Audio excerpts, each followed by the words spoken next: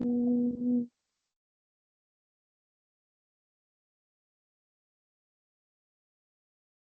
a ver.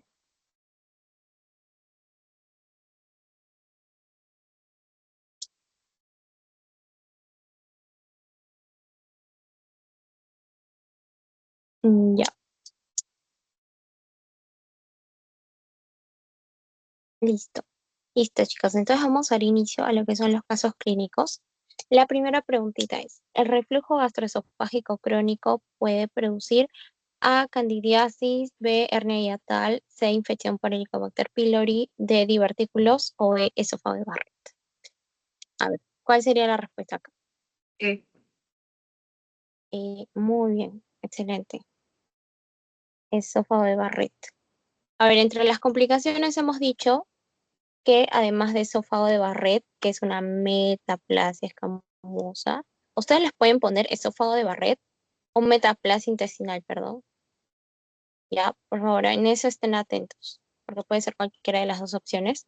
También tenemos esofagitis, también tenemos estenosis, no se olviden. También tenemos úlceras y finalmente la adenocarcinoma, ¿no? Cualquiera de esas pueden ser complicaciones de un reflujo gastroesofágico crónico. Ya, la siguiente. Obeso de 45 años, presenta desde hace un año dolor retroesternal atípico, disfagia, pirosis y en las noches le ronca el pecho y piensa que tiene asma. ¿Cuál es la conducta a seguir? Solicitar tomografía de tórax con contraste, iniciar inhibidor de bomba de protones, medir el pH gástrico o realizar espirometría forzada. ¿Cuál creen que es ustedes?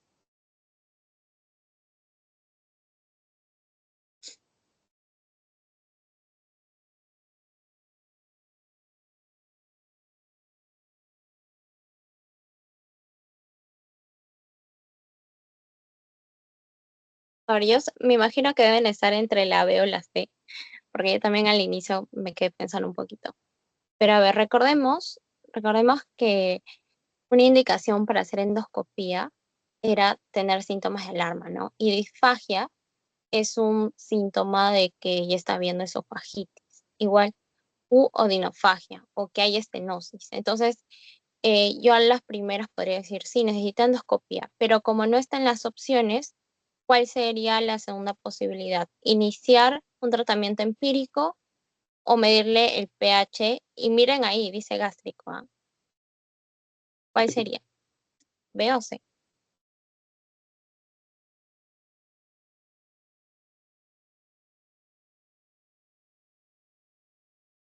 De Ujú, muy bien, sería la B, sería la B. Porque en cualquier caso la pHmetría es medir el pH en la unión gastroesofágica, no solamente en el pH gástrico. Entonces, muy bien, la B. Siguiente pregunta, varón que presenta vinagreras, pirosis, tos crónica y ronquera matutina, endoscopia digestiva alta, rigidez y úlcera en esófago distal. ¿Cuál es el diagnóstico más probable? Ya, yo creo que esa sí está fácil, ¿no? ¿Cuál creen?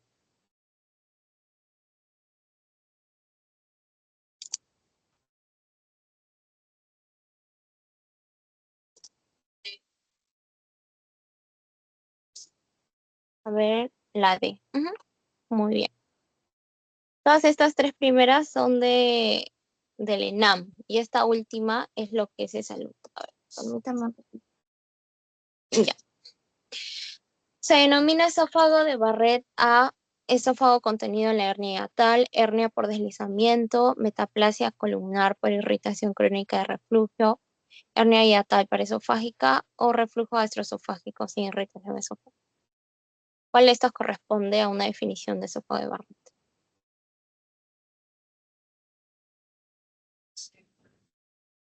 Ujú, muy bien. Esto es un hallazgo histológico, la metaplasia. No se olviden que el esófago de Barrett se hace por diagnóstico de metaplasia columnar eh, y con hallazgo endoscópico, ¿no? Que decíamos que habían dos criterios, el color rojo salmón y el segundo era que la unión escamocolumnar esté muy por arriba, haya ascendido muy por arriba sobre la unión gastroesofágico. Ahora sí, vamos a empezar con lo que son trastornos motores de esófago. En realidad, este sí fue un PPT que cambiaron el ciclo pasado. Em, y sobre todo se hace énfasis en unas 3 patologías, por eso es un tema relativamente corto. Entonces aquí lo que es el índice vamos a abarcar conceptos, clasificaciones, porque hay trastornos motores esofágicos primarios y secundarios. Secundarios siempre recuerden que tiene como base otra enfermedad. Principales enfermedades primarias y trastornos motores secundarios, enfermedades sistémicas. Entonces, la clase pasada vimos algunos conceptos importantes, pero aquí vamos a complementar con otros conceptos fisiológicos, anatómicos, para que puedan entender bien esta clase. Primero, empezar con algunos conceptos generales, que el esófago es una víscera hueca, que está compuesta por músculo estriado, acuérdense el esfínter esofágico superior, que está por acá, y el esfínter esofágico inferior está compuesto por lo que es músculo liso. El superior es está manejado por el sistema nervioso voluntario y el inferior involuntario. Entonces, ¿dónde empieza el esófago? En el borde inferior del cartílago cricoides.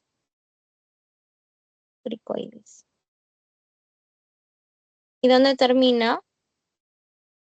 En su unión con el estómago, ¿no? ¿Qué más? Tiene 3 segmentos. A ver, ¿dónde está? Aquí. El segmento superior es el segmento que se le dice faringe o cervical. En la teoría está como faringe, así que vamos a guiarnos de eso. Tu segundo segmento ya, es el torácico o el medial. Y el último es el intraabdominal. Ya, no se olvida. Aquí en la imagen lo esquematizan bien bonito. Se relaciona con varias estructuras, como por ejemplo con la tráquea. El esófago, si ustedes ven, está en la parte posterior de la tráquea.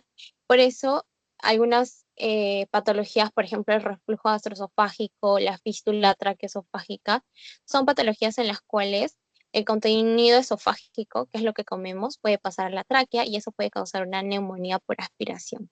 Por eso es importante conocer las estructuras anatómicas con las que está relacionado. Luego también se relaciona con el callado aórtico, con el diafragma por acá abajo.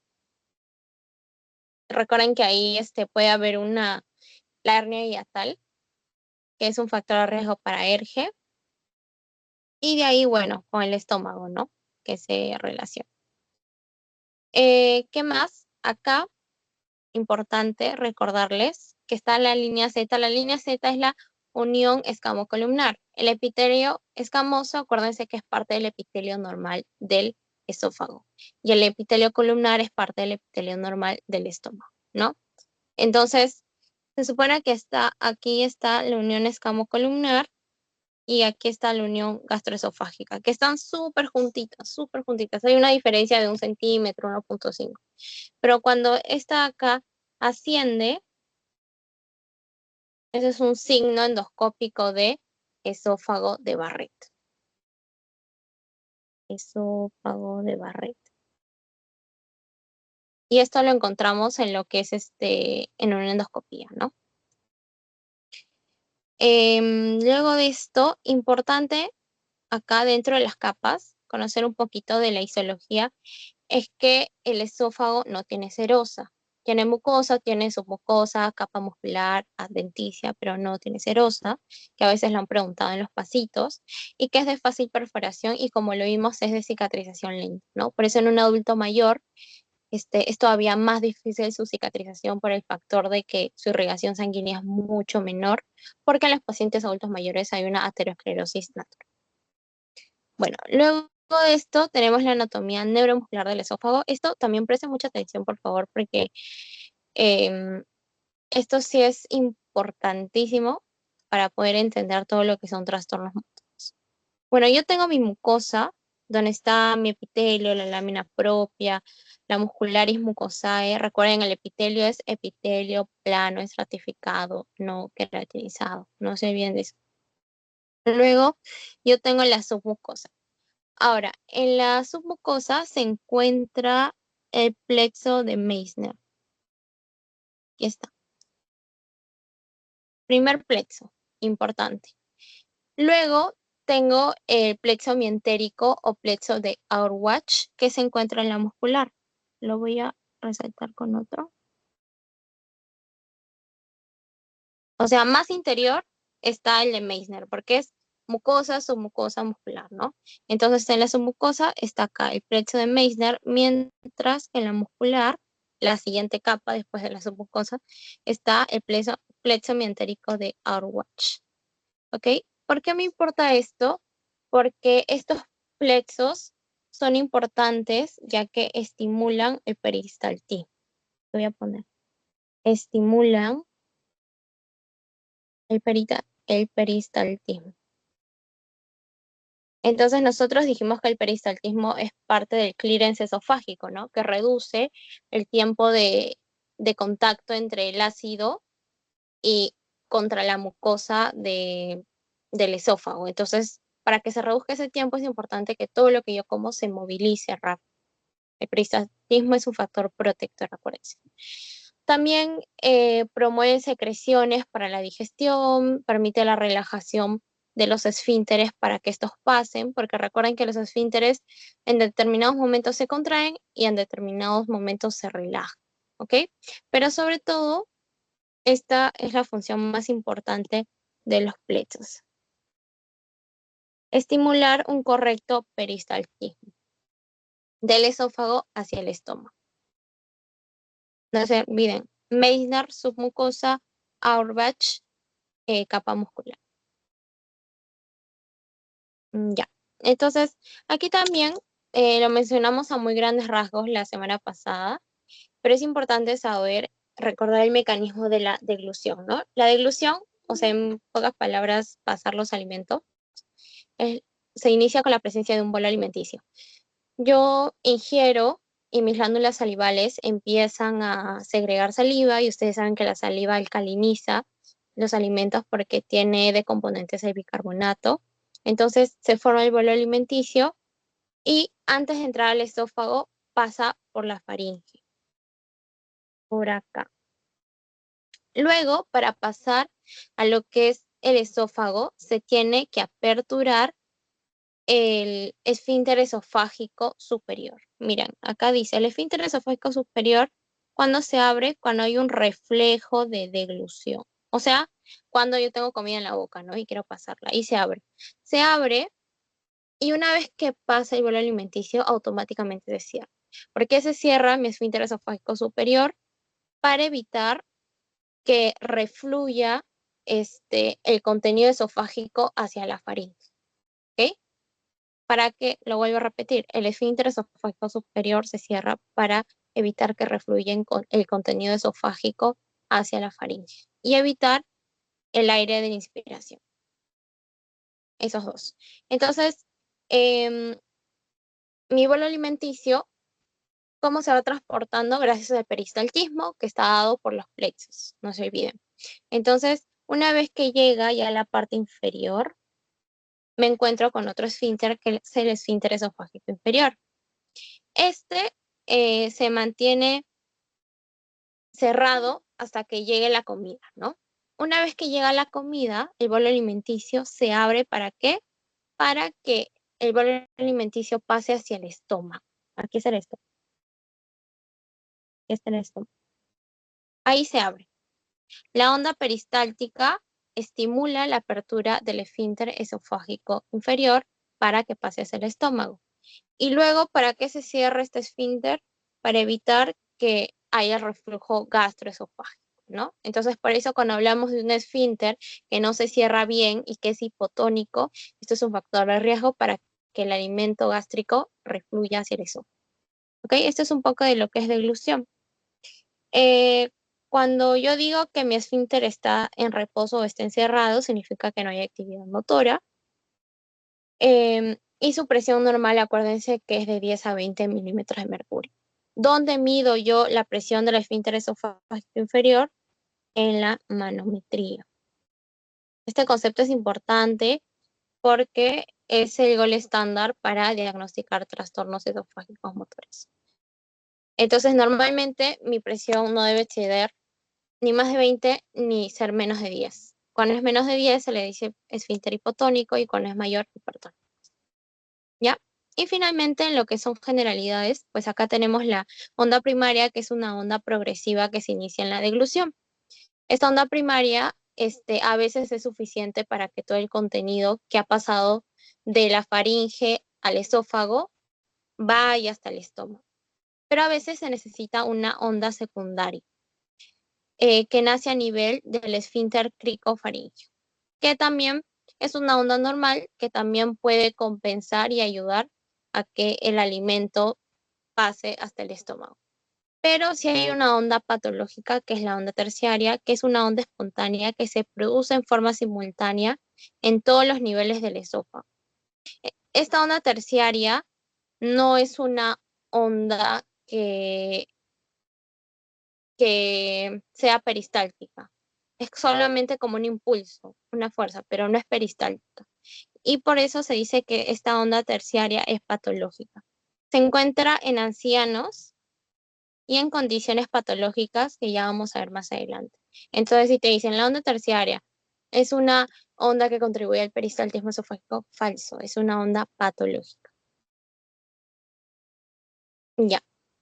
Ahora sí, este mapa lo saqué, me encanta este mapa cuando lo vi, lo saqué de la clase que teníamos antes de trastornos motores esofágicos cuando le dictaba otra doctora y me pareció muy útil porque no solamente te ayuda en términos de teóricos para exámenes, sino te ayuda muy bien cuando tú vas a hacer una historia clínica. ¿Por qué? Porque es muy importante saber qué síntomas acompañan al cuadro clínico. ¿Cuál es el síntoma cardinal por excelencia de un trastorno motor esofágico? La disfagia, que es la dificultad para pasar los alimentos. Pero que un paciente te diga, me cuesta pasar los alimentos, es algo tan general y puede tener tantas etiologías que por eso es importante preguntar por algunos síntomas acompañantes.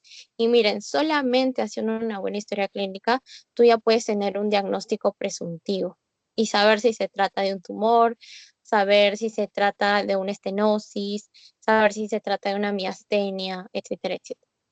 Entonces, yo cuando tengo disfagia, puedo decir que tengo disfagia motora o disfagia mecánica. Cuando yo digo que la disfagia es motora, es por problemas neuromusculares. Musculares. ¿Qué quiere decir esto? Que tengo un esfínter esofágico hipertónico o hipotónico, que tengo los plexos están fallando. Eso quiere decir que hay problemas neuromusculares. En cambio, cuando yo digo que mi disfagia es de origen mecánico, es porque hay algo, una estructura que está obstruyendo ahí, que puede ser una hernia, que puede ser una estenosis, que es la reducción del calibre del esófago, que puede ser un tumor. Y aquí predomina la disfagia sólidos y suele ser progresiva. ¿Por qué digo que suele ser progresiva? Por ejemplo, imagínate que tienes un tumor. Cuando es chiquito, la disfagia va a ser menor, ¿no? Pero cuando ya el tumor crece, la disfagia va a ser a sólidos y a líquidos. Por eso digo que es progresiva, cuando es mecánica. Entonces, estos conceptos es importante diferenciarlos también. Em, ¿Cuáles son los exámenes diagnósticos para los trastornos motores esofágicos? La radiografía, normalmente se usa radiografía con bario, la radioscopía y la manometría, que es para medir las presiones, ¿no? Ahí puedo saber si tengo un esfínter hipertónico, cómo están las ondas peristálticas. Todo eso me ayuda en la manometría. Entonces, también saber, importante, que cuando yo hablo de una disfagia, de un trastorno motor, mejor dicho, esofágico puede ser alto o bajo. Cuando yo digo que es alto, se refiere a la dificultad del pasaje de la faringe al esófago. Faringe al esófago, como que algo está fallando. Y cuando yo hablo que es baja, hablo de que hay dificultad para pasar los alimentos del esófago al estómago. Alimentos o líquidos, por si acaso.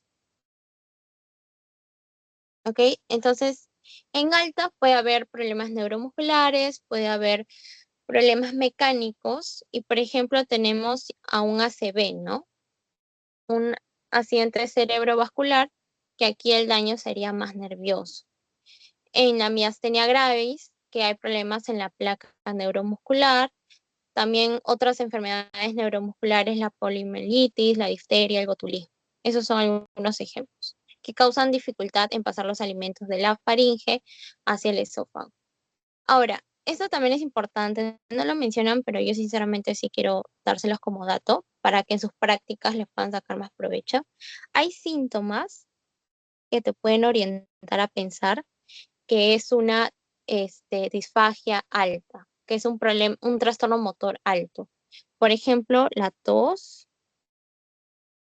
la regurgitación nasofaringea, o sea que la típica que te dicen se me sale la comida por la nariz, ya, eso. O también la aspiración. ¿Qué quiere decir eso? Que pase, que los alimentos pasen a la vía aérea, ¿no?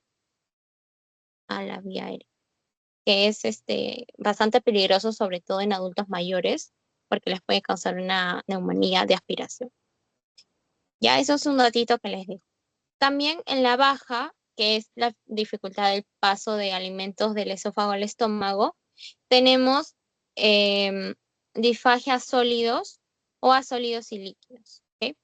Entonces, cuando hablamos de sólidos, salen dos ramitas. Una disfagia sólidos intermitente, o sea, que pasa de vez en cuando, y una progresiva, que primero tenía dificultad para pasar cosas duras, carnes, este, entre otras cosas duras. Luego empecé a tener dificultad para pasarnos en la mazamorra, la gelatina. Es como que progresiva, va de menos a más, pero es continua.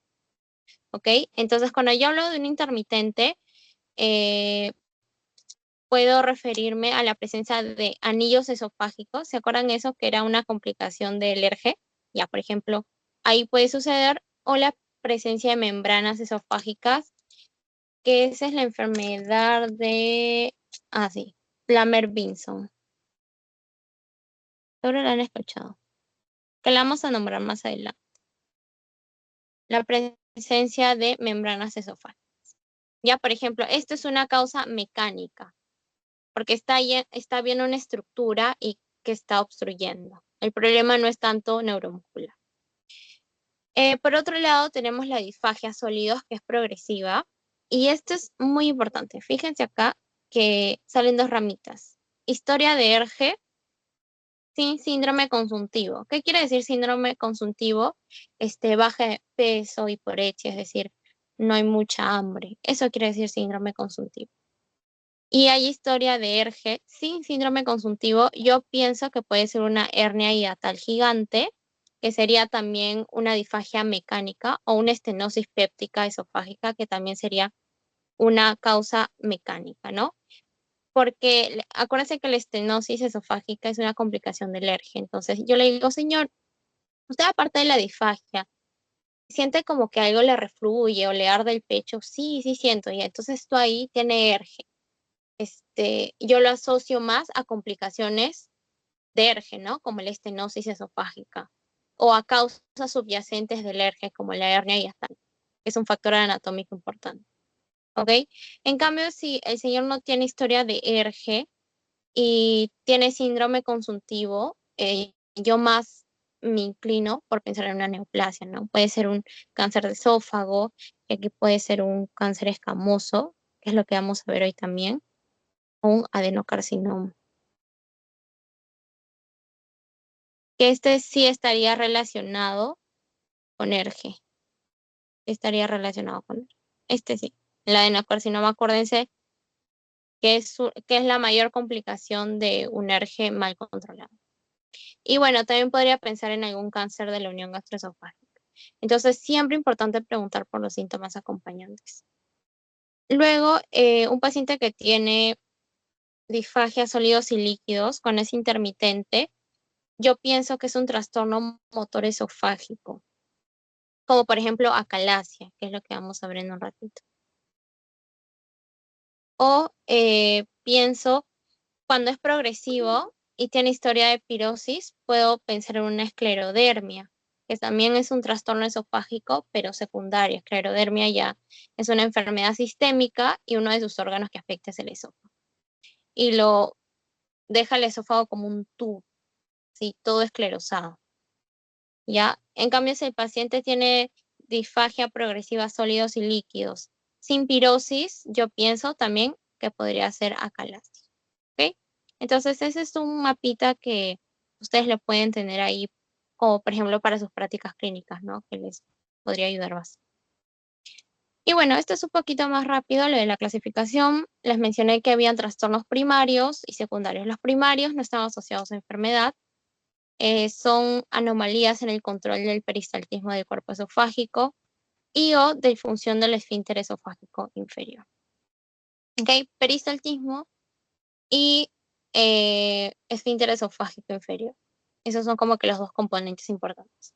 Aquí, ¿cuáles son los que vamos a ver? Son los más importantes. La acalasia.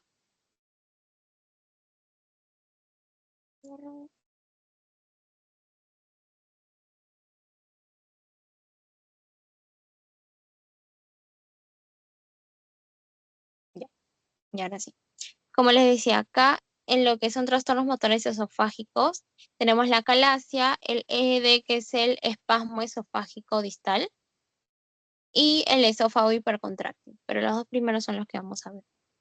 Y luego en causas secundarias, si están asociadas a enfermedades que normalmente son sistémicas, enfermedades neuromusculares, como por ejemplo la miastenia gravis, que causa más una dificultad superior más que inferior.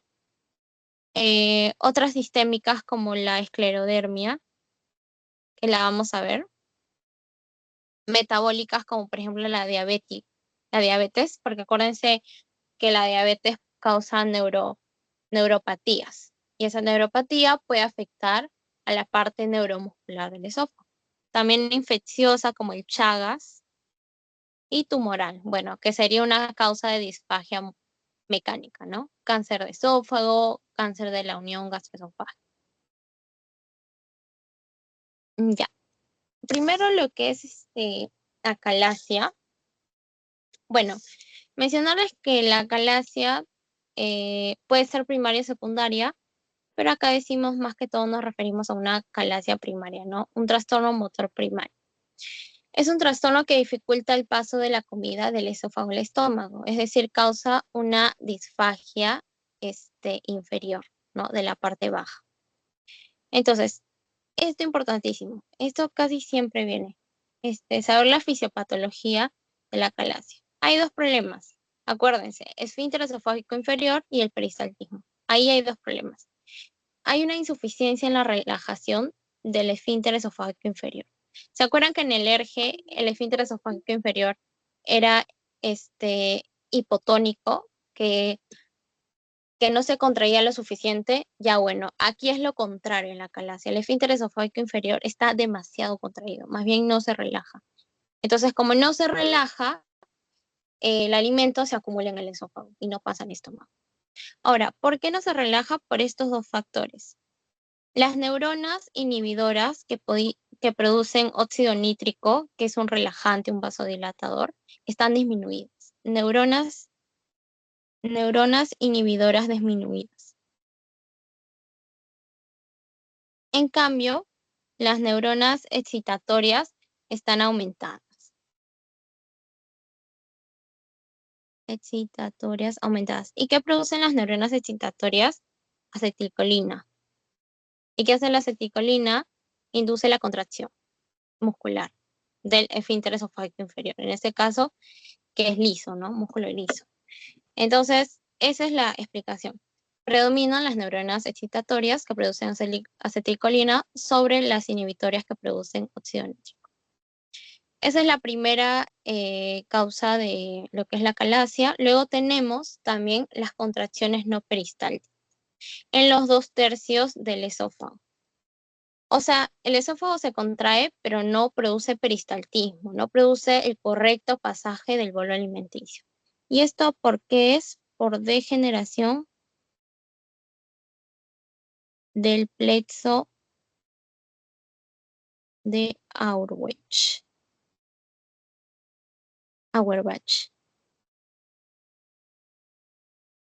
Y recuerden que este estaba en la capa muscular, no se olviden. Muscular. Entonces, esas son las dos causas. Insuficiencia de la relajación del esfínter esofágico inferior y contracciones no peristálticas por daño, por degeneración del plexo de Auerbach. Ya. Dentro del cuadro clínico, bueno, como síntoma cardinal ya dijimos de los trastornos esofágicos motores, son la disfagia, ¿no? Y este dato es importante. La disfagia líquidos y sólidos es un síntoma de todos los trastornos esofágicos motores primarios. Y esto también viene en una pregunta de parcial, creo. ¿Cuál es el síntoma?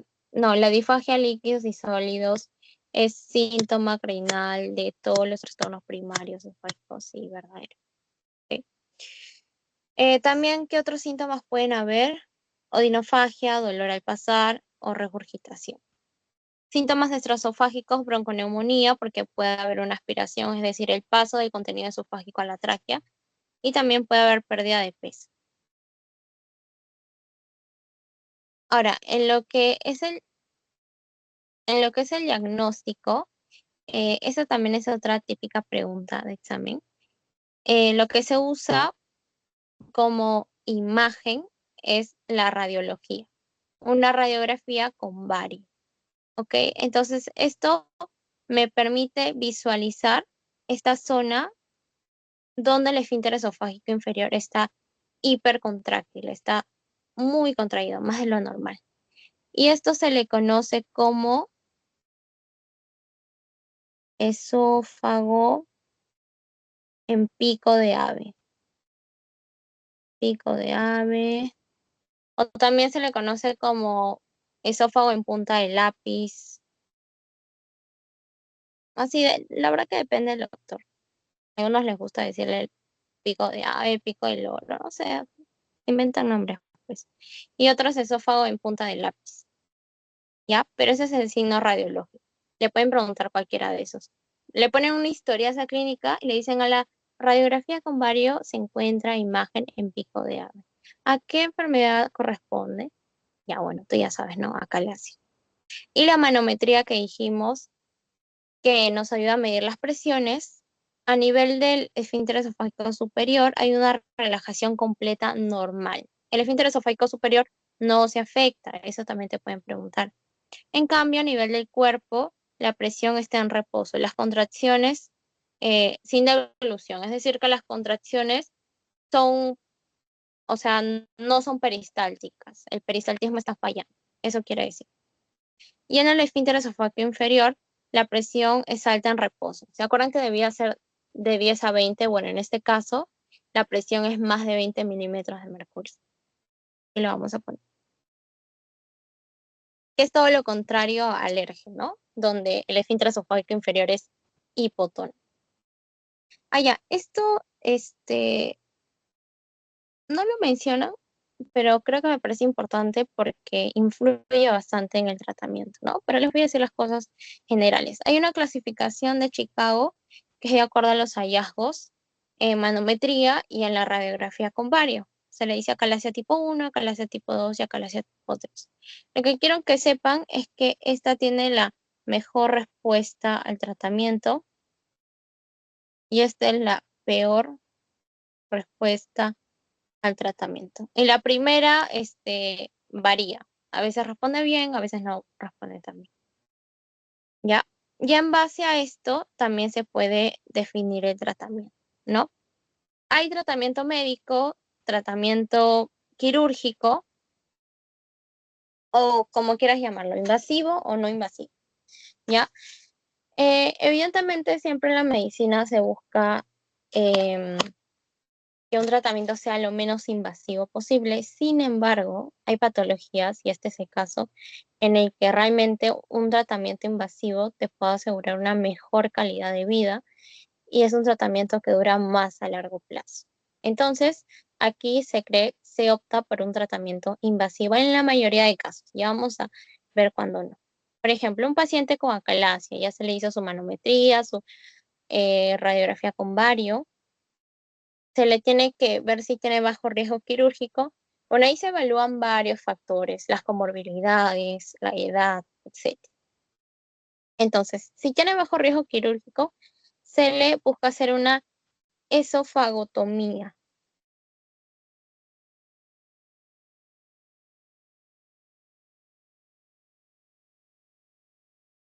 O también DN significa dilatación neumática.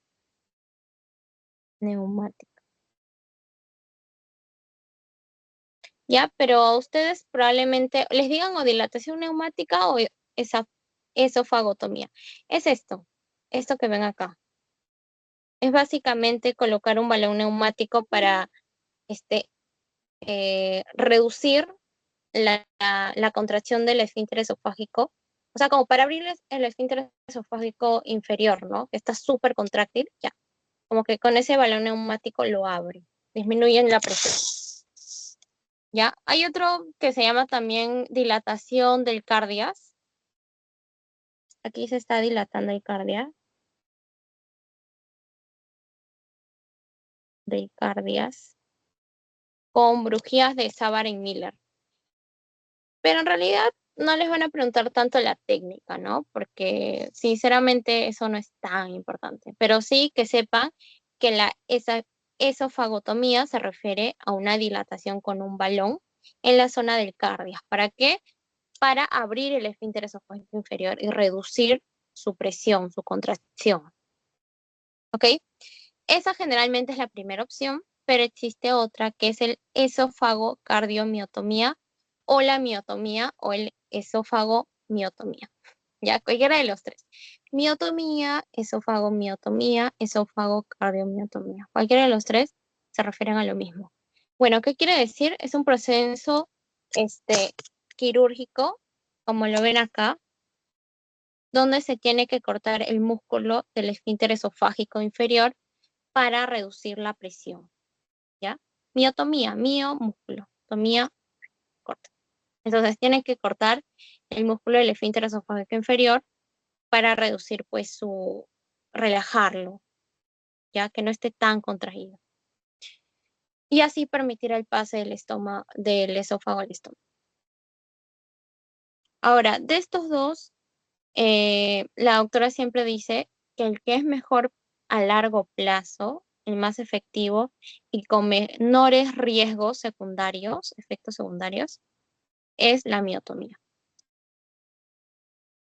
O sea, si hay oportunidad de que te hagan cualquiera de los dos, la miotomía, que es un poco más invasivo, sí, pero a largo plazo es mejor y tiene menos efectos secundarios, como decir, que la esofagotomía. Entonces, ahora, acá creo que lo que hacen más es la esofagotomía, o sea, su dilatación con el balón neumático. Y esto me lleva a ver que en primera instancia te hacen la esofagotomía, si hay fracaso te hacen la miotomía, y si hay fracaso repiten la miotomía, ¿no? Pero ya cuando yo estoy con un paciente con acalasia, con alto riesgo quirúrgico, que sea Chicago 3, por eso es importante también esa clasificación, o que sea un paciente con múltiples comorbilidades, que no esté apto para un tratamiento invasivo, adulto mayor, bueno, se opta por el tratamiento médico. Eso también les podrían preguntar. Entonces, El tratamiento médico se basa primero en toxina butolínica que disminuye la liberación de acetilcolina, ¿ya? Entonces disminuye la contracción del esfínter esofágico inferior. Y si fracasa, se puede usar nitratos de acción corta o de acción prolongada, como la nitroglicerina,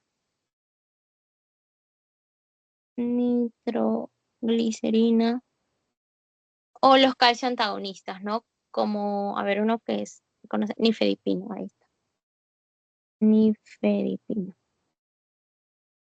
¿Ya? Entonces el tratamiento médico es más que todo para un paciente con alto riesgo quirúrgico y que, o sea, de acuerdo a su manometría, de acuerdo a su radiografía con varios, se vea que va a tener una pobre respuesta, ¿no? Entonces, ¿para qué someterlo a un tratamiento tan invasivo? Ahora, acá, se me pasó describirles un poco, lo voy a escribir. Contenido, info,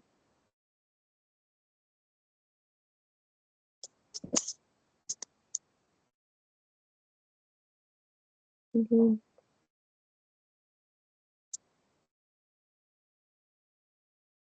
hasta, con,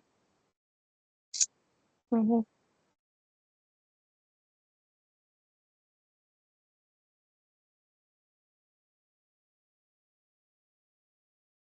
He visto a veces que en casos clínicos describen la imagen así. Dilatación, a la radiografía se encuentra la dilatación esofágica proximal con contracción distal. ¿Qué quiere decir eso? Que está en punta de lápiz, ¿no? O en pico de gallo. Empieza gordito y se va reduciendo el calibre hasta terminar en piquito. ¿Ya? Esas son las características de una radiografía de acalasia. Ya. A ver, vamos a continuar. Eso ya es lo último de este primer tema de trastornos esofágicos. La segunda patología que sigue siendo un trastorno esofágico motor primario. Los de verde son primarios y los de morado son secundarios, que se pasó. Tenemos el espasmo esofágico difuso, cuya, no funciona el mouse, ya. Cuya definición es la siguiente, la que pueden ver acá. Peristalsis esofágica prematura y descoordinada no propagativa, o sea, que no es peristáltica en al menos el 20% de las degluciones. Es decir, la presencia de ondas terciarias, ¿ok? Ondas patológicas que no son peristálticas y que están presentes en al menos el 20% de degluciones. Es como si el esófago estuviera hiperactivo, porque esas ondas terciarias se pueden propagar por todo el esófago o por determinada zona del esófago. Entonces, ¿cuál es la fisiopatología? Es la inervación inhibitoria deteriorada. O sea, las neuronas inhibitorias están deterioradas, por eso predomina una excitación nerviosa que hace que este esófago esté como hiperactivo. ¿Qué pasa? Hay fragmentación de filamentos neuronales del nervio vago. ¿Se acuerdan que lo vimos en la primera clase? Que el nervio vago tiene la función de relajar a los músculos del esófago, los relaja. Entonces está afectado el nervio vago y las células ganglionares sí son normales, ¿ya? Esto es importante. El que está afectado es el nervio vago, porque las células ganglionares sí son normales. Entonces, ¿cuál es el diagnóstico? Bueno, también se le toma una radiografía con vario y acá se puede ver que afecta todo el cuerpo esofágico, sí, pero generalmente se suele limitar a los 2/3 inferiores. Ahora, ustedes ven esta imagen y así como en la calasia su signo radiológico era pico de pájaro, punta de lápiz, acá es esófago en sacacorcho. Ese es el signo radiológico. Esófago en sacacorcho. en sacacorcho o en serrucho, cualquiera. Pueden poner los dos nombres. Ya. También se le toma la manometría. El esfínter esofágico superior está normal, igual que en la calasia.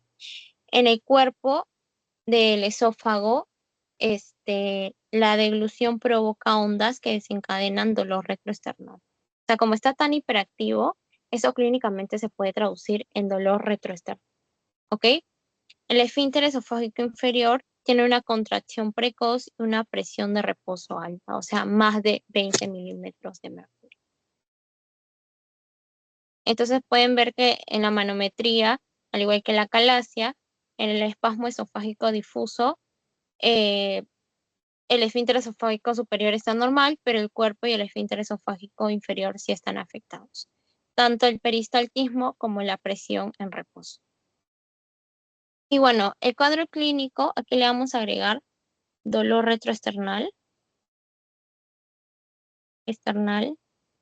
disfagia intermitente a sólidos y líquidos. Dijimos que a sólidos y líquidos es lo normal encontrar en un trastorno esofágico motor primario. ¿Ok? Disfagia intermitente puede ser de predominio nocturno y no es progresivo. ¿Por qué intermitente? Porque a veces el esófago va a estar más hiperactivo, a veces va a estar menos hiperactivo, ¿no? Y dependiendo de eso, la disfagia puede ser de mayor grado o de menor grado. El tratamiento también son las dilataciones, tratamiento farmacológico y miotomía. Y bueno, acá ya pasamos a lo que son trastornos motores esofágicos secundarios y vamos a ver 3 patologías, bueno, 4: esclerodermia, diabetes, neuropatía y causas infiltrativas. Entonces, en lo que es la esclerodermia es una patología sistémica que puede afectar a múltiples órganos. Por ejemplo, una persona con esclerodermia, tú ves que su piel se vuelve cerosa, se vuelve dura, como adherida a estructuras subcutáneas. ¿Ok? La esclerosa, por eso ahí viene su nombre. Entonces, a nivel esofágico, lo que provoca es una fibrosis de la pared y la degeneración del músculo liso esofágico, respetándose el músculo estriado. ¿Esto qué quiere decir? Es que el esfínter esofágico superior no se ve afectado. Eso también es algo importante acá que remarcar. Fibrosa la pared, o sea, el cuerpo del esófago, y degenera el músculo liso, más no el estriado. Entonces, el que sí se afecta es el esfínter esofágico inferior.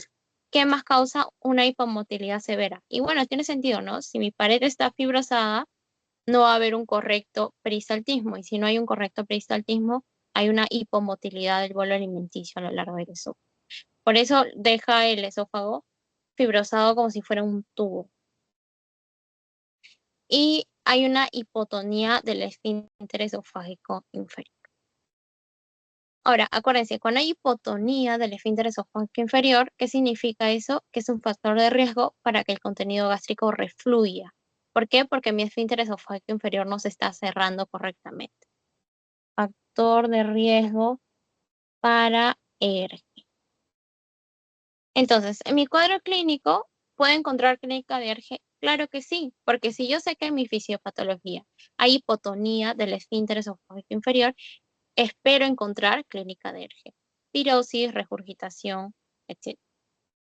¿Qué más? Bueno, disfagia, ya dijimos que disfagia es en todas.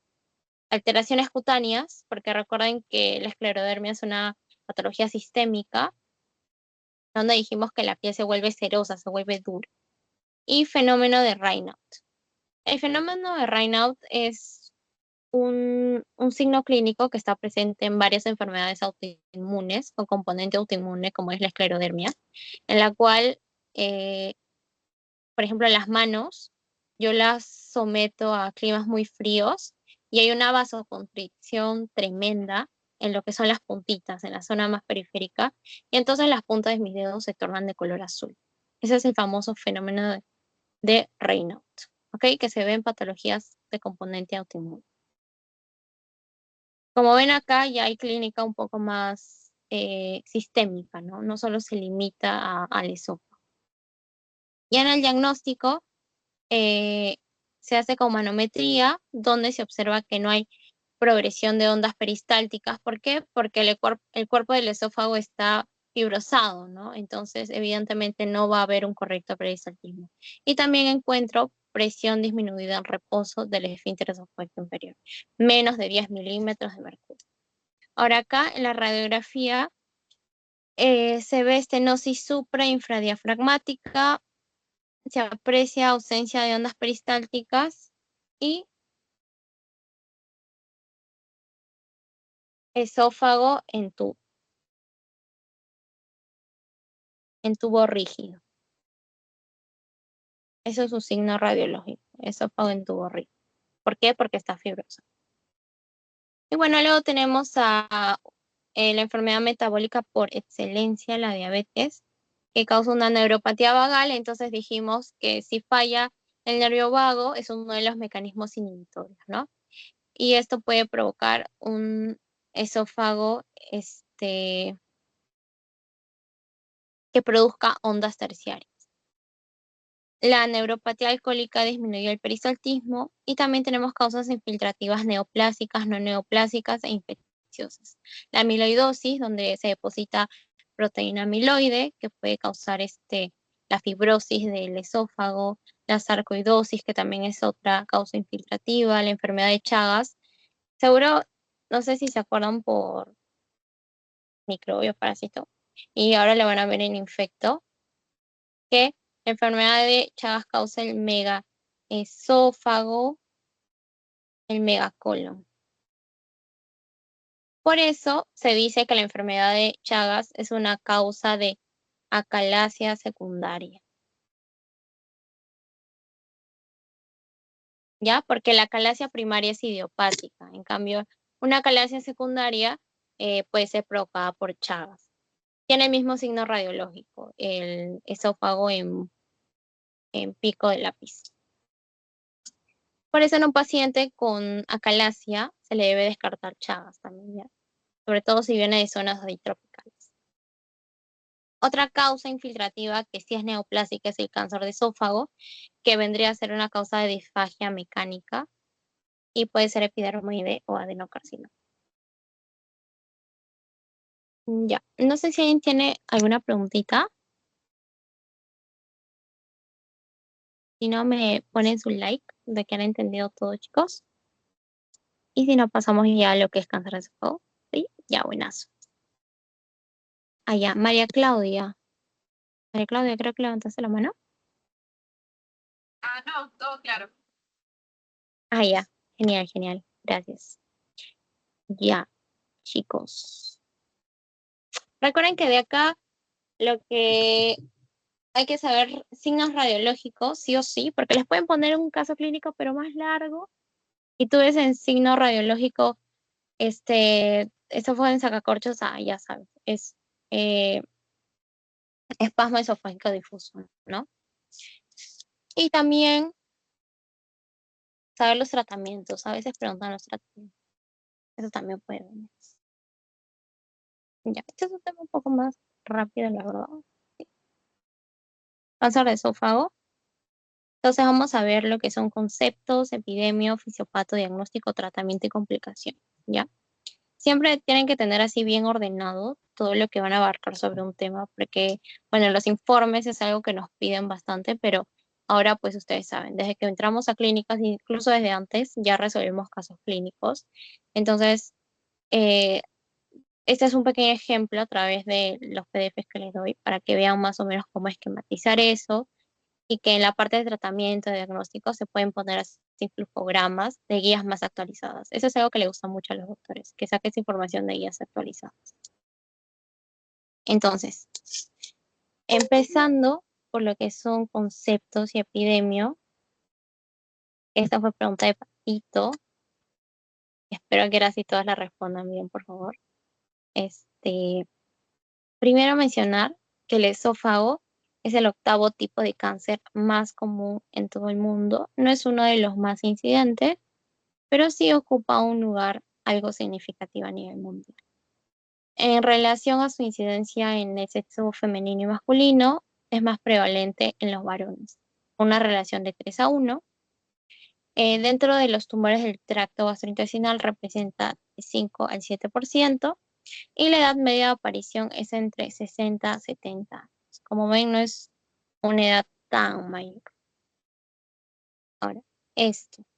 De acuerdo a lo que es la estirpe histológica, tenemos varios tipos de neoplasias de esófago, pero las que son de mayor importancia clínica son el adenocarcinoma y el carcinoma de células escamosas. ¿Por qué? Porque entre los dos representan más o menos el 90% de tipos de neoplasias de esófago. Hay otros, sí, linfomas, sarcomas, pero en menor medida. Entonces, el adenocarcinoma de esófago es un factor de riesgo y donde se presenta con más incidencia en personas de raza blanca, mientras que el carcinoma de células escamosas más en afroamericanos. Ahora, ¿cuál de estos es el tipo más común de cáncer de esófago? El carcinoma de células escamosas, ya, no se olviden. Carcinoma de células escamosas o cáncer epidermoide, lo van a poder encontrar de los dos nombres, epidermoide o de células escamosas. Recuerden que este es el que está relacionado con ERG, enfermedad de reflujo gastroesofágico. El tumor, la neoplasia esofágica relacionada con ERG es el adenocarcinoma. El carcinoma de células escamosas no está relacionado con ERG, no está relacionado con la metaplasia intestinal, no está relacionado con esófago de Barrett. No se olviden de eso. Entonces, hay varios factores de riesgos en realidad dentro de la patogenia que juegan papeles importantes en el desarrollo, ¿no? De la neoplasia epidermoide o del adenocarcinoma. Miren, por ejemplo, en lo que es el carcinoma de células escamosas epidermoide, sus principales factores son el tabaco y el alcohol, ¿ya? Si bien también el tabaco y el alcohol son factores de riesgo para el adenocarcinoma, si te preguntan, el tabaco es el principal factor de riesgo para tu marcas cáncer epidermoide. Cáncer epidermoide. ¿Por qué? Porque el tabaco tiene influencia 9 veces más que en el adenocarcinoma.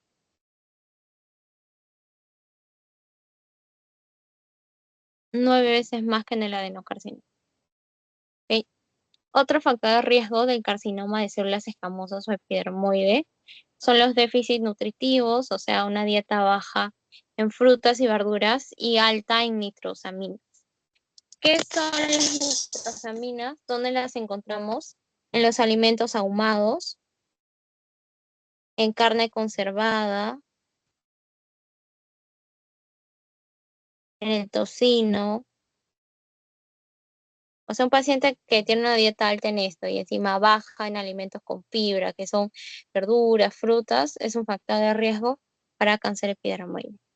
Otro factor de riesgo importante también que mencionar es la calasia, las lesiones por cáusticos, o sea, digamos, consumir algún agente alcalino o químico, ¿no? Que causa quemaduras a nivel esofágico. El síndrome de Plummer-Vinson, ¿se acuerdan que este lo acabamos de mencionar como una causa también de trastornos motores esofágicos? Bueno, el síndrome de Plummer-Vinson es una patología con componente autoinmune donde hay una triada muy importante. Y esto como dato así para que lo tengan. Que a veces los doctores se lo quedan y pues preguntan, ¿no? Disfagia, membranas esofágicas,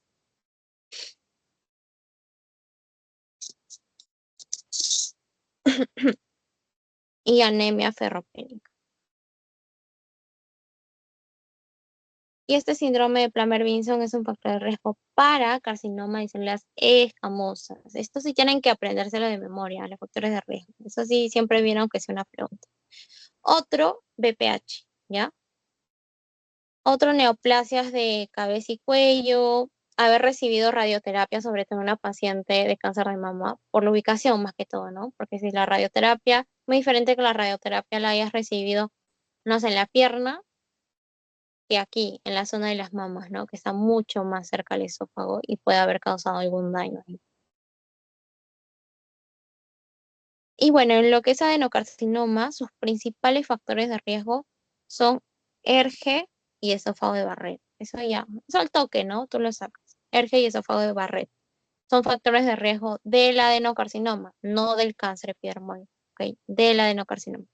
Otro, obesidad, sexo masculino, la dieta que también es baja en frutas y alto contenido de nitrosaminas, y el tabaco. Pero recuerden que el tabaco y el alcohol están más ligados al cáncer epidermoide que al adenocarcinoma. Y es más, aquí en esta tablita, que está bien chévere, te lo muestran, ¿no? Es first o second hand smoke, o sea, si has sido fumador activo o pasivo, porque igual si eres pasivo, pucha, lamentablemente también te afectas, ¿no? Porque estás ahí inhalando todo el aire contaminado. Entonces, este es un factor de riesgo más grande, como ven acá, para el epidermoide o el celular escamoso. El consumo de alcohol también, más para el epidermoide, el ERG, el esófago de Barrett, más para el adenocarcinoma, allá, daño por consumo de cáusticos, más para el epidermoide, historia de cáncer de cabeza o de cuello, más para el epidermoide, historia de radioterapia. Bueno, acá, según esta tablita, pues está casi igual, ¿no? Pero en la teoría nos lo mencionan que es un factor de riesgo más para el cáncer epidermoide. Ya. Y luego lo que es la patogenia. Bueno, esta es la típica cascada,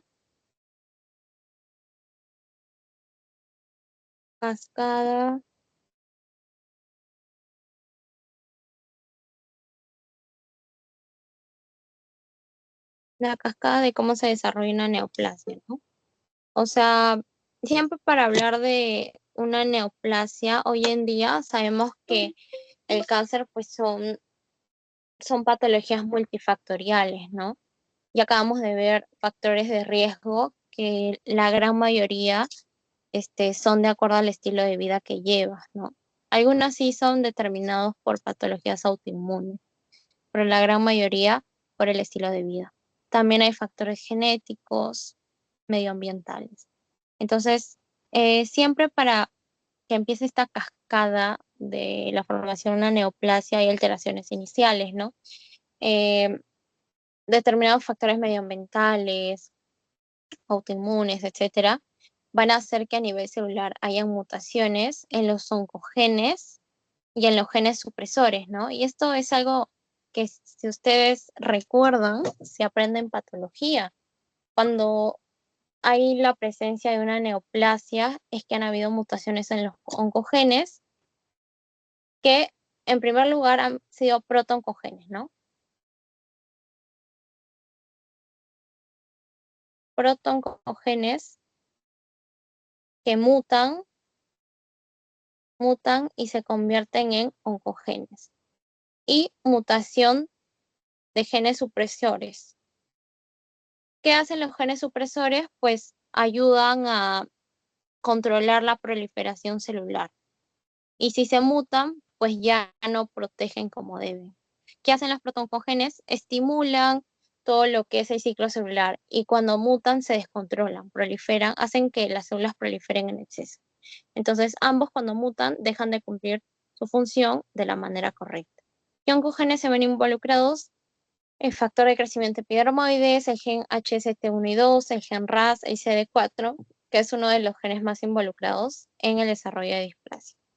Y dentro de los genes supresores, bueno, el P53, que ustedes ya saben que es el guardián de genoma, si se muta realmente, este puede ser condicionante para que se estimule hasta una metástasis, ¿no? Porque el P53 está en todos lados.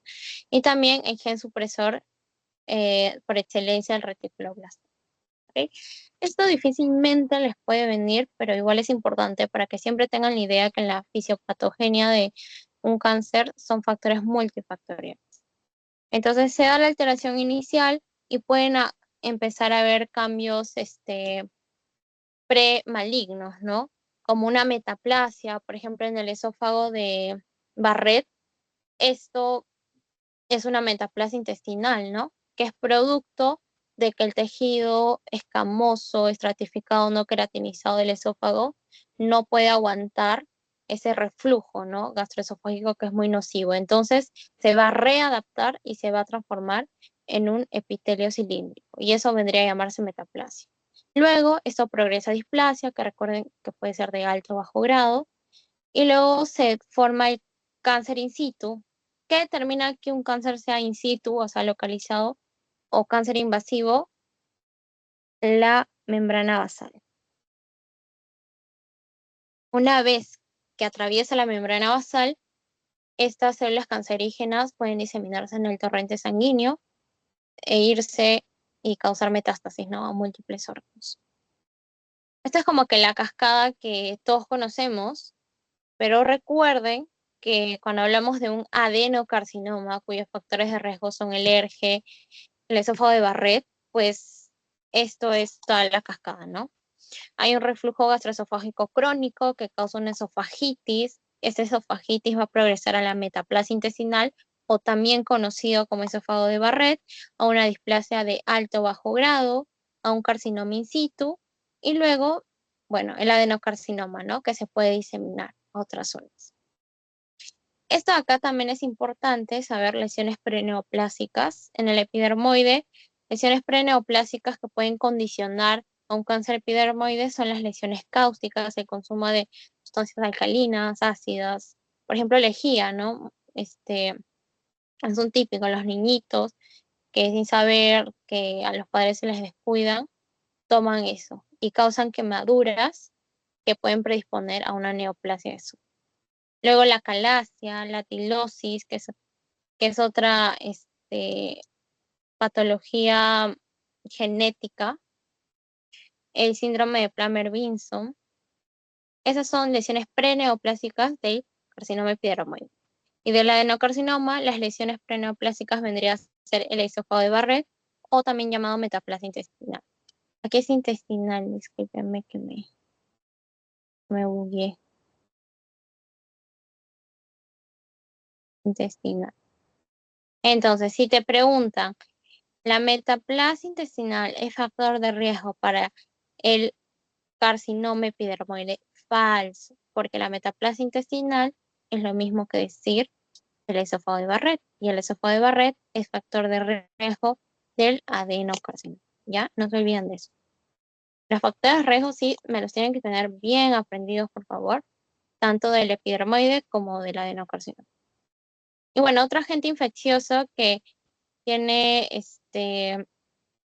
capacidad potencial cancerígeno es el virus de papiloma humano. Sobre todo lo mencionamos como factor de riesgo para el cáncer epidermoide. Sus subtipos 16, 18 y 17. Bueno, y acá también que sepan que este tipo de neoplasia esofágica puede tener diseminación por contigüidad, por vía diseminación linfática o hematógena, ¿no? Entonces, cuando yo hablo de diseminación por contigüidad, puede pasar a la tráquea. Por eso es importante saber las relaciones anatómicas. La tráquea que está eh, anterior al esófago, la aorta, pericardio. Acuérdense que en la tráquea por ahí está el callado de la aorta, y debajo la aorta de donde sale del corazón, ¿no? El pericardio envuelve el corazón, entonces también tiene una relación cercana. Y por nervios recurrentes.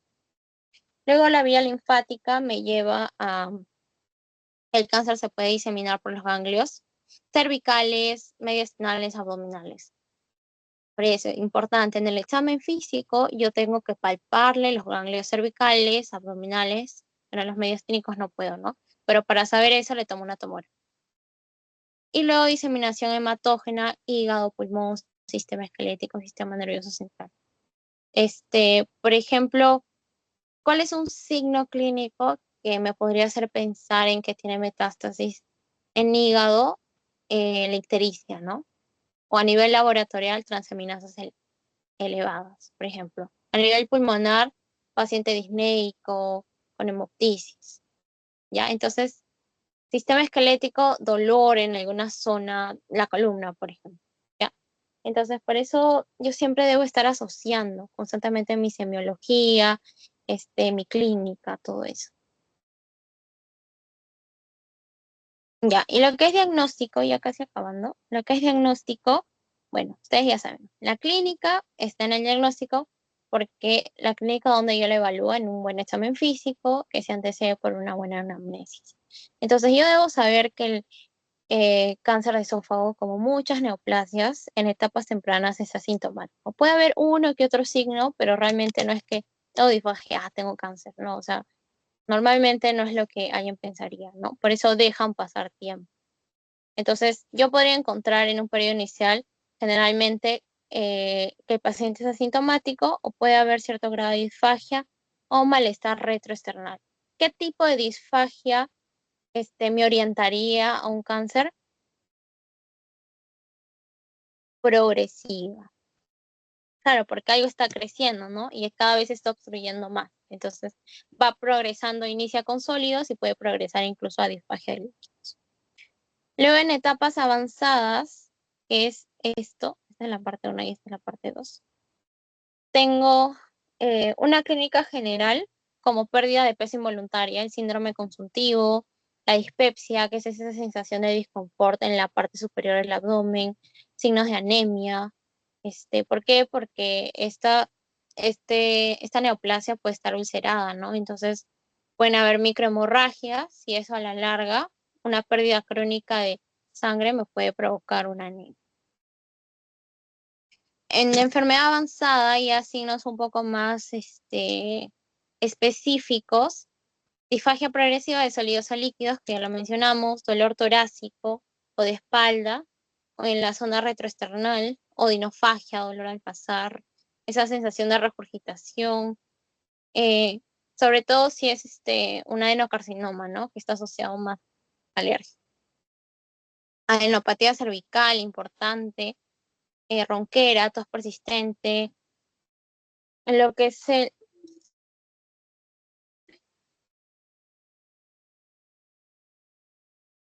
ya, ya, lo que es el síndrome de Horner, que es un síndrome neurológico que tiene una relación con el cáncer de esófago, que son pupilas mióticas, o sea, chiquitas, mióticas, anhidrosis facial, que es disminución, o sea, ausencia de la sudoración, hipoptosis parcial. Hipoptosis, acuérdense que es la caída del párpado. Esa es la triada. Entonces, ya tiene un examen así, bueno, sería muy fregado que te lo pongan, pero uno nunca sabe. Te ponen un caso clínico donde te describan esta triada.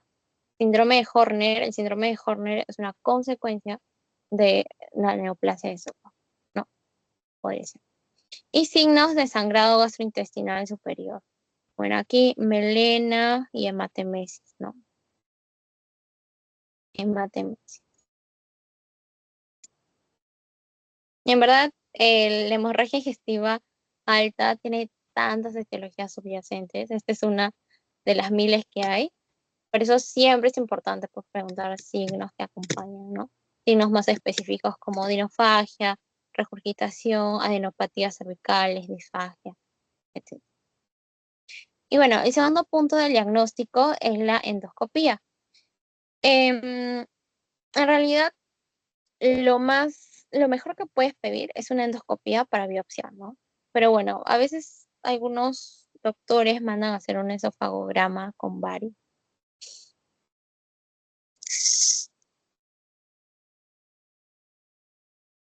Ya, el esofagograma con bario es tomar como unas radiografías seriadas, ¿ya? A medida que el paciente va ingiriendo el bario. Entonces, nosotros aquí podemos visualizar, a ver, lo voy a poner acá,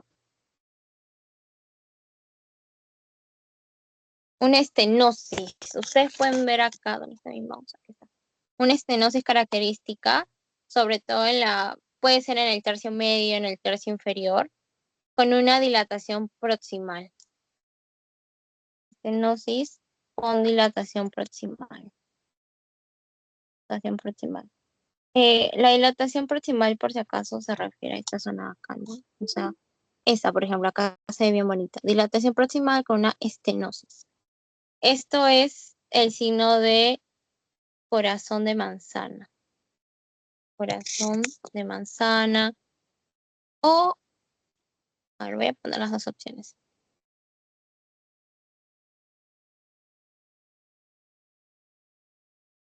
Ya, algunos le dicen corazón de manzana, otros mordida de manzana, ¿ya? Ustedes aquí ven en la imagen que hay una dilatación proximal y luego hay como que una estenosis, ¿no?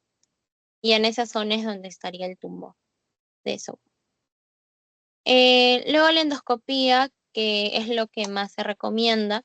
Aquí puedes visualizar pues directamente la neoplasia, puedes biopsiar, biopsia. Y es la mejor prueba confirmatoria. Prueba confirmatoria. Ahora, también tener en cuenta que como ves directamente la neoplasia, pues tiene algunas variantes, ¿no? Una puede ser vegetante, o sea, exofítica. Otra neoplasia se puede presentar como medio ulcerada. Esas son las que causan microhemorragias, ¿no? Y estaban asociados más a una anemia. O pueden ser infiltrativas, ¿ya? Son como que tres patrones que normalmente se pueden encontrar en una neoplasia de esófago. Y también la endoscopía te permite reconocer, igual que la radiografía, que el esofagograma, te permiten ubicar el tumor, ¿no? Y esto también es importante porque generalmente el epidermoide va a estar en el tercio medio, ¿ya? Y otro porcentaje también puede estar en el tercio inferior. En cambio, el adenocarcinoma casi siempre va a estar en el tercio inferior. Y tiene lógica, ¿no? Como el 70% de los adenocarcinomas está ligado a una enfermedad de reflujo gastroesofágico, un esófago de Barrett.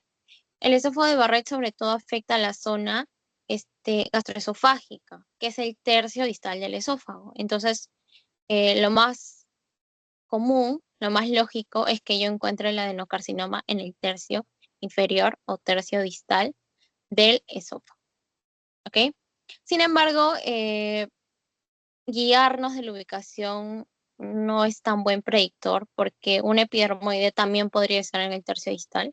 Aquí una de las cosas más importantes es conocer los factores de riesgo, ¿no? Eso es algo que te orientaría más. Ah, ya. Y acá, a nivel histológico, bueno, una vez que yo hago mi biopsia,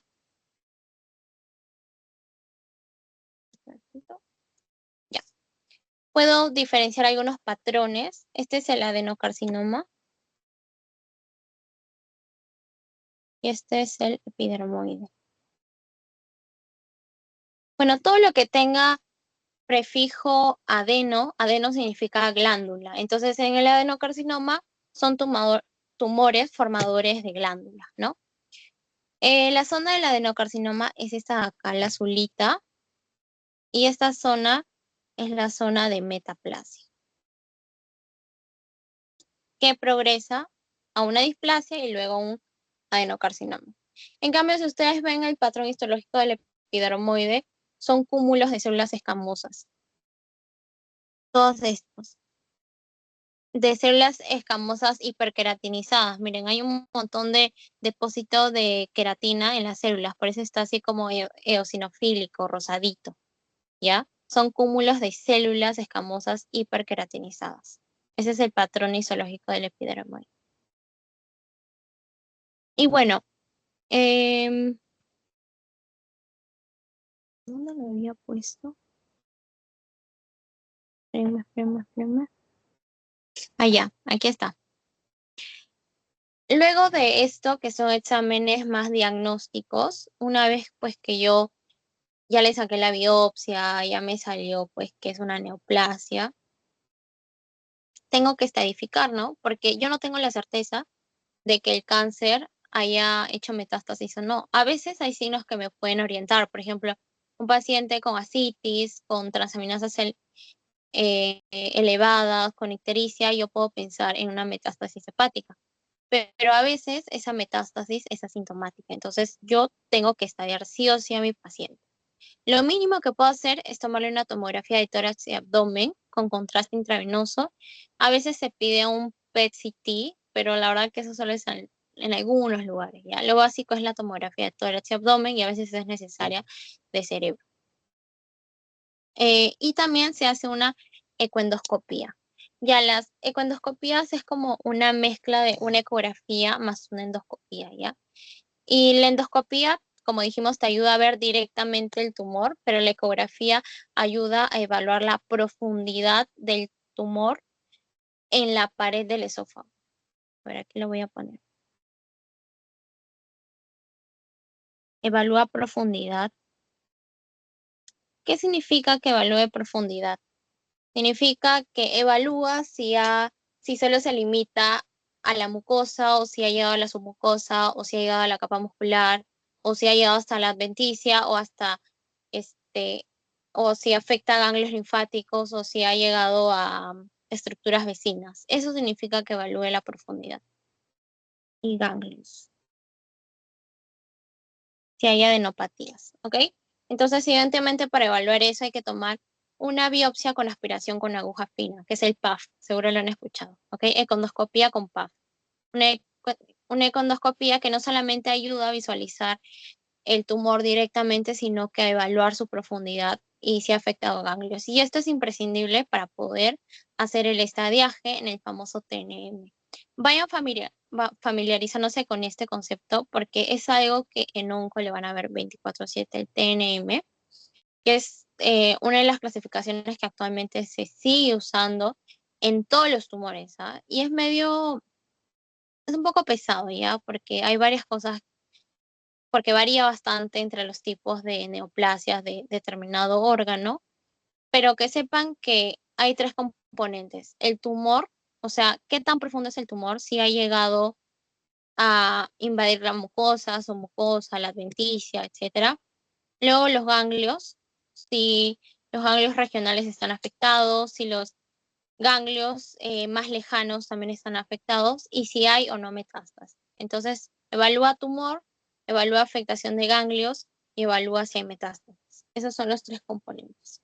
Ahora, ¿de qué otra manera yo puedo, digamos, clasificar em, la neoplasia de esófago? Por su histología, ¿no? Su histopatología. Si es que es adenocarcinoma o si es este carcinoma epidermoide, que ya lo hemos sabido, lo hemos aprendido, y por su localización en el tercio proximal, medio distal. Pero este es el que más que todo define, de acuerdo a su clasificación TNM, define cuál va a ser el tratamiento a seguir. Porque no es lo mismo uno que esté solamente en la submucosa que otro que haya afectado 10 ganglios regionales. ¿Ok? Es muy diferente. Entonces, yo acá en lo que es T1, el tumor invade la lámina propia o la submucosa. También hay como que subdivisiones. Miren, la T1A hasta la lámina propia y la T1B hasta la submucosa.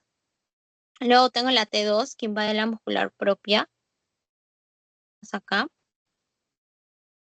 La T3 invade la adventicia. La T4A invade estructuras vecinas y la T4B evade otras estructuras vecinas un poquito más lejanas, ¿no? Entonces, me encantó esta imagen porque te lo describe bastante bien, pero se tiene que complementar con esto, ¿no? Cuando yo hablo de ganglios regionales, puedes ver NX, que son los ganglios regionales, no pueden ser estudiados. N0, no hay adenopatías regionales afectadas. Para eso sirve el PAFI, ¿no? La aspiración con aguja fina con la ecoendoscopía. Y N1, invasión de ganglio regional, sea mediastinal, sea perigástricos, cervicales, etc. Y la metástasis, o no hay metástasis, o hay metástasis a distancia, y eso se evalúa con la tomografía, ¿no? Por eso aquí la endoscopía y la tomografía son básicos, pero básicos para estadiar un paciente con neoplasia. Y bueno, en base a eso es el tratamiento. A ver, acá hay como que tres tipos de tratamiento, no, cuatro, ¿ya? Primero, un paciente que tiene hasta un nivel 1A, es decir, que llega hasta la lámina propia, se le hace una mucosectomía. La mucosectomía es la resección de la neoplasia por endoscopía, o sea, es mínimamente invasivo, ¿ya? Como ven acá, así en esta imagen. Pero ya desde un 1B, un 2A, hasta un 3A, 3B, porque les digo que se subclasifica los estadios, se hace una esofaguectomía. ¿Qué es la esofaguectomía? Es la resección del esófago, que puede ser, que normalmente es una resección parcial, pero a veces en casos severos es una resección total, ¿ya? Entonces, se resecciona una parte del esófago, como pueden ver acá, y no solamente la zona del tumor, ¿ah? Tiene que ser unos márgenes un poco amplios, 5 centímetros por arriba, 5 centímetros por abajo, para dejar bordes cero, es decir, bordes limpios, ¿ya? Entonces se resecciona y como que lo que queda de estómago lo estiran y se une con esta zona del esófago residual, como ven acá, miren. El estómago como que se transforma en un pseudoesófago. Entonces, esa es, digamos, la segunda línea de tratamiento, pero ya en un paciente con un, un TNM de 3C, ajá, de 3C se le hace una neoadyuvancia. ¿Qué quiere decir la neoadyuvancia? Que es un concepto que van a ver desde ahora en adelante toda su carrera, o de repente algunos ya la conocen. Es como someter a un paciente a quimio o a radioterapia, generalmente quimioterapia, para reducir el tumor. Es como un pretratamiento. Reduces el tumor de manera que te es más fácil, que ya es operable, ya es resecable. Un tumor cuando es operable se le dice resecable y cuando no lo es, no resecable. Entonces se le hace tratamiento con neoadyuvancia, con quimio y radioterapia, y luego se procede a la esofaguectomía. Cuando, en cambio, cuando el paciente tiene un estadio 3C o ya 4, donde ya hay metástasis, ya se opta por solamente quimioterapia y radioterapia o por un tratamiento paliativo. Ahora, cuando yo digo paliativo, también hay quimioterapia paliativa, por si acaso. ¿Ok? Digamos, ¿para qué se hace la quimio paliativa? Para reducir el esófago, para que su disfagia disminuya, o sea, su clínica mejore, pero igual el tumor sigue ahí, porque lamentablemente ya no es resecable. Pero se trata de disminuir lo mejor posible la clínica para que de esa manera le brindes al paciente una mejor calidad de vida, ¿ya? Todas estas cosas se las introduzco de una manera general, pero son conceptos que van a ahondar más cuando ustedes lleven oncología. Entonces, como siempre, amante de los flujogramas, pues acá hay uno pequeño eh, que te resume de así rápidamente todo lo que tienes que hacer, ¿no? O sea, una vez que tú le haces su endoscopía con su biopsia y ya se confirma cáncer, lo estadías, ¿no? Entonces, cuando un paciente tiene este T1, T1, T2, bueno, se le hace la endoscopía para estadiarle y ya cuando tienes un T1A se le hace la mucosectomía, ¿no? La resección endoscópica. En cambio, de T1B a T2 se le hace la esofaguectomía, que es la resección parcial del esófago. Y bueno, acá hay un limbo, ¿no? O sea, algunos consideran que ya desde el estadio 3 deberías darle neoadyuvancia y otros desde el estadio 3C. Eso creo que ya es un poco dependiendo del criterio del doctor y también dependiendo qué tan grande es el tumor. Entonces, de acuerdo a eso, decides o no darle una neoadyuvancia y luego de eso reevalúas, ¿no? Realmente el tumor ha reducido su tamaño y ya es resecable, lo operas. Pero si eh, no ha disminuido su tamaño e incluso ha habido metástasis en ese intervalo de tratamiento con neoadyuvancia, ya significa que es un tumor no resecable y solo le das tratamiento paliativo con quimioterapia, con radioterapia u otra cosa. O ahora se usa bastante inmunoterapia, ¿no? Realmente tú cuando rotes por onco vas a ver que los doctores te van a decir, ya la quimio es de países prehistóricos, o sea, ya hoy en día lo que se usa más es la inmunoterapia.